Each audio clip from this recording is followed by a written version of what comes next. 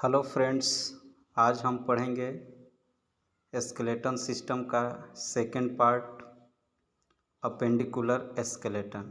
इससे पहले वाले वीडियो में हमने एक्सियल स्केलेटन के बारे में डिटेल्स पढ़ाया है। आज हम अपेंडिकुलर स्केलेटन के बारे में पढ़ेंगे। तो वीडियो का स्टार्ट करते हैं।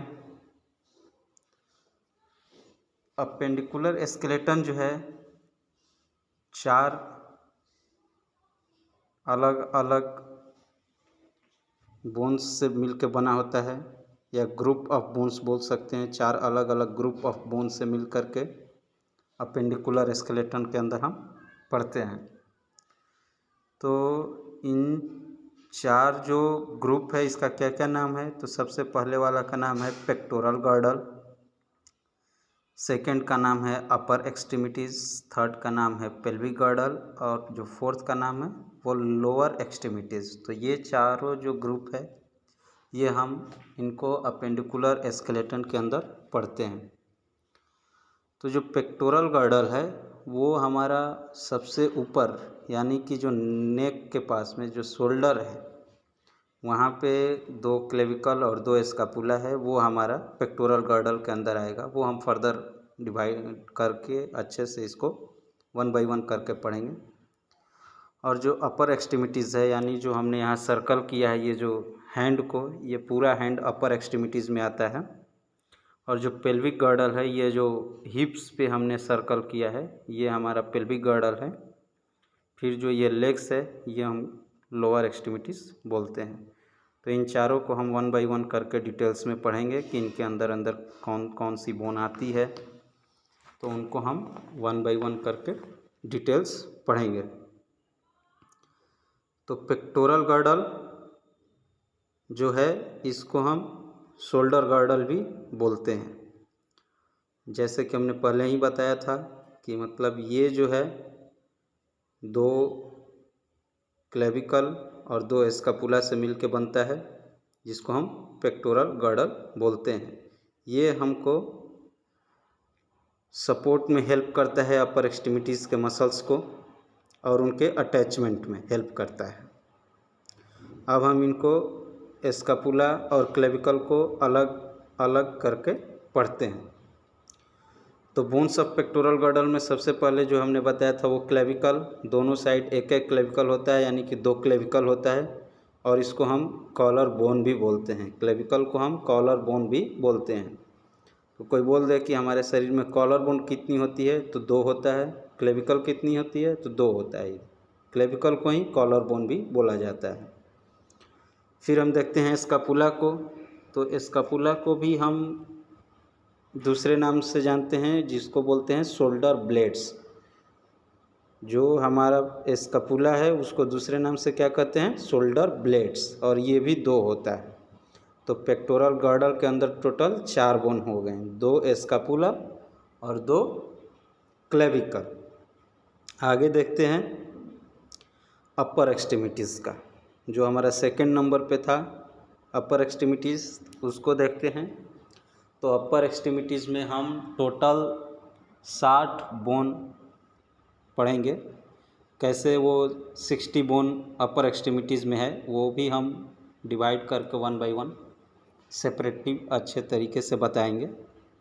तो अपर एक्सट्रीमिटीज़ में टोटल 60 बोन होता है।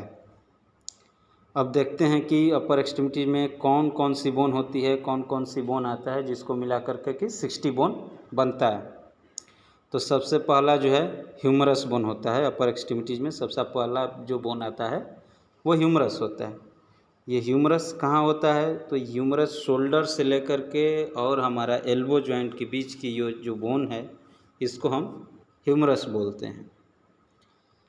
और जो हमारा रेडियस है, यानी कि जो हमारा एल्बो से लेकर के रिस्ट जॉइंट तक जो थंब साइड में हमारा बोन होता है उसको हम रेडियस बोलते हैं। ये बात हमेशा याद होना चाहिए कि हमारा रेडियस किस साइड लोकेटेड है। कोई बोल दिया कि हमारा रेडियस बोन किस साइड लोकेटेड है, क्योंकि यहाँ तो दो बोन है, रेडियस और अल्ना। तो रेडियस बोन जो है हमारा थंब साइड बता दो कि सीधे थंब साइड जो है बोन है वो रेडियस है, जो लिटिल फिंगर साइड है वो अल्ना है।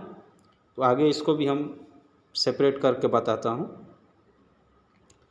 जैसे ये हमने अभी बताया कि जो लिटिल फिंगर साइड का होता है वो अल्ना होता है, तो इसको हम और गहरे में अच्छे तरीके से 1 बाय 1 करके डायग्राम के माध्यम से बता रहे हैं ताकि अच्छे से समझ में आ जाएगा। तो रेडियस हमने बताया, जो थंब साइड है वो रेडियस होता है, और जो लिटिल फिंगर के साइड है या पिंकी साइड है उसको हम क्या बोलते हैं, अल्ना बोलते हैं।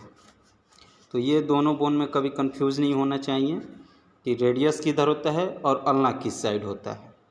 तो इसका एक लॉजिक है, जो थंब साइड है वो रेडियस है और जो हमारा लिटिल फिंगर साइड है वो अल्ना है। सिंपल लॉजिक है। आगे देखते हैं। अपर एक्सट्रीमिटीज़ में जो हमने पढ़ा, ह्यूमरस पढ़ लिया, रेडियस और अल्ना पढ़ लिया। अब हम आ गए रिस्ट ज्वाइंट पे। तो रिस्ट ज्वाइंट पे हमारा 8 बोन होता है जिसको कि हम कार्पल बोलते हैं, और इस 8 बोन को 2 पार्ट में डिवाइड किया गया है, प्रॉक्सिमल एंड डिस्टल। तो जो प्रॉक्सिमल रो का जो कार्पल है उसमें 4 कार्पल होता है, जैसे कि हम यहाँ दिखाने की कोशिश करेंगे। इन चारों का पहले नाम बताता हूँ, एस्काफॉइड, लूनेट, ट्रायंगुलर एंड पिजिफॉर्म, ये चारों का नाम है। अब मैं दिखाने का इस डायग्राम में कोशिश कर रहा हूँ कि वो चारों कहाँ पे लोकेटेड हैं। तो ये जो हमारा 1 2 3 4 ये जो हमारा बोन है वो प्रॉक्सिमल रो ऑफ कार्पल्स बोला जाता है, जिसका कि नाम है एस्काफॉइड, लूनेट, ट्रायंगुलर एंड पिजिफॉर्म। कभी कभी यहाँ पे रिस्ट ज्वाइंट में थोड़ा सा फ्रैक्चर हो जाता है, तो कभी कभी डॉक्टर जो है लिख देते हैं कि एस्काफॉइड फ्रैक्चर है, तो लूनेट फ्रैक्चर है, तो ट्रायंगुलर में पेन है, या पिजिफॉर्म में, या कार्पल ही सीधे लिख देते हैं, फ्रैक्चर इन कार्पल, ऐसे करके भी लिख देते हैं। तो अब इसका हम डिस्टल रो देखते हैं। तो डिस्टल रो में हमारा जो है फिर 4 बोन आता है, ट्रेपेजियम, ट्रेपेजॉइड, कैपिटेट, हैमेट। ये 5 6 7 8 ये डायग्राम में आप देख पा रहे होंगे, वो जो है डिस्टल रो ऑफ कार्पल्स है। अब हमने कार्पल पढ़ लिया। अब हम उंगलियों का बात करते हैं। तो हमारा जो कार्पल के बाद, रिस्ट ज्वाइंट के बाद जो आता है जिसको हम पाम बोलते हैं, तो उसको हम मेडिकल लैंग्वेज में मेटाकार्पल बोलेंगे। तो मेटाकार्पल हमारा 5 होता है, जैसे कि आप लोग डायग्राम में देख पा रहे होंगे। ये जो कार्पल को छोड़ कर के आगे वाला जो पार्ट है वो मेटाकार्पल है, वो 5 होता है। फिर आगे जो मेटाकार्पल के आगे होता है उसको हम फ्लेंजस बोलते हैं। तो फ्लेंजस भी हम दिखा रहे हैं, ये मेटाकार्पल का 5 नंबर है, और इसको हम हमेशा अपने थंब साइड से ही काउंटिंग स्टार्ट करते हैं। अब हम देखते हैं फ्लेंजस। तो ये हमारे फ्लेंजस आपको डायग्राम में शो हो रहा होगा कि फ्लेंजस किसको बोलते हैं। तो देखते हैं कि फ्लेंजस किसको बोलते हैं। तो फ्लेंजस हमारा जो है ये मिडिल एंड डिस्टल पार्ट, सबसे लास्ट वाला पार्ट, इसको हम बोलते हैं, ये फ्लेंजस के अंदर आता है। लेकिन एक चीज़ है, जो हमारा थंब है उसमें केवल प्रॉक्सिमल और डिस्टल फ्लेंजस होता है, उसमें मिडिल नहीं होता है। उसमें केवल 2 है, तो ऊपर वाले को प्रॉक्सिमल बोलते हैं और नीचे वाले को डिस्टल बोलते हैं। जबकि बाकी के हमारे ये 4 उंगलियां जो हैं, इनमें ऊपर वाले को हम प्रॉक्सिमल बोलेंगे, बीच वाले को मिडिल बोलेंगे और लास्ट वाले को डिस्टल बोलेंगे। ऐसे ही तीनों में बोलेंगे, ऊपर वाले को हम प्रॉक्सिमल, मिडिल वाले को मिडिल बोलेंगे और सबसे लास्ट वाले को डिस्टल बोलेंगे। तो ये हो गया हमारा। अब हम एक ओवरव्यू कर लें, समरी कर लें, एक बार देख लें कि मतलब क्या क्या हमने पढ़ा। तो हमने पढ़ा ह्यूमरस, जो कि अपर आर्म बोलते हैं, जो हमारा शोल्डर जॉइंट से एल्बो जॉइंट के बीच में होता है। दोनों आर्म में एक एक होता है, तो यानी 2 ह्यूमरस होता है। और रेडियस और अल्ना हमने पढ़ा, तो एक हैंड में 2 बोन है तो दोनों हैंड में 4 हो गए। और फिर कार्पल हमने पढ़ा है, एक बोन में 8 है तो दोनों हैंड में 16 होगा। फिर मेटाकार्पल हम देखते हैं तो मेटाकार्पल 10 है और फ्लेंजस 28 है। एक में 14 है तो दोनों में मिलके 28 हो गए, और मेटाकार्पल एक में 5 है तो दोनों में मिलके 10 हो गए। तो हमने क्या बोला था कि अपर एक्सट्रीमिटीज़ में टोटल कितने बोन होते हैं? 60 बोन होते हैं। तो अब 60 बोन कैसे हुआ?